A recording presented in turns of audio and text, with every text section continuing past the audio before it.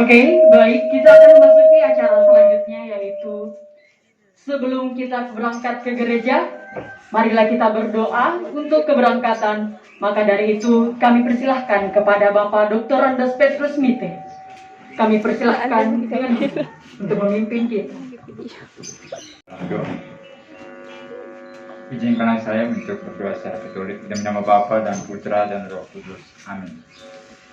Allah Bapa kami yang mau baik dan maha kasih, kami bersyukur dan berterima kasih kepadamu atas segala kebaikan dan cintamu yang tiada henti-hentinya kau nyatakan kepada kami, atas segala berkat karunia yang senantiasa mengalir ke tengah-tengah kehidupan kami, utamanya atas nafas kehidupan yang masih melekat dalam tubuh jasmani kami, sehingga kami boleh terus bergerak hidup dan ada, dan terus melaksanakan berbagai tugas dan aktivitas hidup kami hingga saat ini.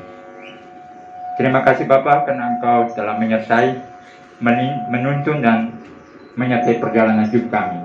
Secara khusus, menyertai perjalanan hidup dan perjalanan cinta dari kedua anak kami, mulai dari saat di mana mereka saling bertemu, saling berkenalan, berpacaran, bertunangan, dan hingga pada saat mereka memutuskan untuk hidup berumah tangga, sehidup semati sebagai sebuah keluarga Katolik, di mana sebentar lagi mereka akan menerima sakramen perkawinan di gereja. Allah Bapa di surga, berkatilah segala rencana, segala persiapan kami pada saat ini. Secara khusus, berkatilah perjalanan kami menuju gereja, berikanlah kami rahmat kesehatan yang baik, sehingga pada akhirnya kami boleh tiba dengan selamat di sana, di dalam persekutuan umat. Kami boleh merayakan perayaan Ekaristi untuk menyaksikan bagaimana kedua anak kami akan menerima sakramen perkawinan, di mana kami boleh memberikan dukungan doa, dukungan moral, sehingga mereka boleh merasakan penyertaan Tuhan melalui kehadiran kami. Doa ini kami sampaikan kepadamu dengan perantaran Kristus, Tuhan dan pengantar. Ke gereja.